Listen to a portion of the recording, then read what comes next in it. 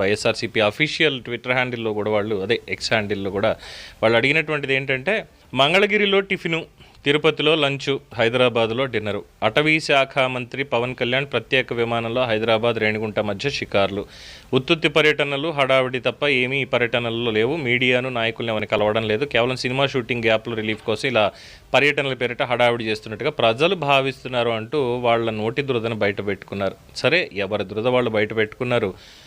ఏమైంది? చివరాఖరికి వచ్చి ట్రోల్ చేసినంతసేపు పట్టలేదు. హెలికాప్టర్లో తిరిగాడు, విమానాల్లో తిరిగాడు, ఇది అది అలా అన్నారు. జగన్మోహన్ రెడ్డి గారు కూడా పక్కనే ఉన్నటువంటి గుంటూరుకి వెళ్ళడానికి తాడేపల్లి నుంచి 50 కిలోమీటర్ల దూరం కూడా లేని దానికి హెలికాప్టర్లు వాడారన్న సంగతి అందరికీ తెలిసినటువంటిదే.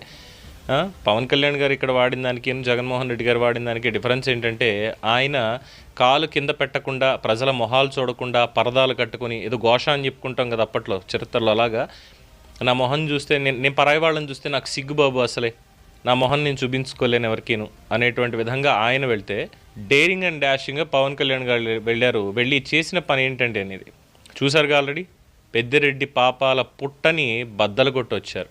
ట్రోల్ చేసినంతసేపు పట్ల తాట తీయడానికి.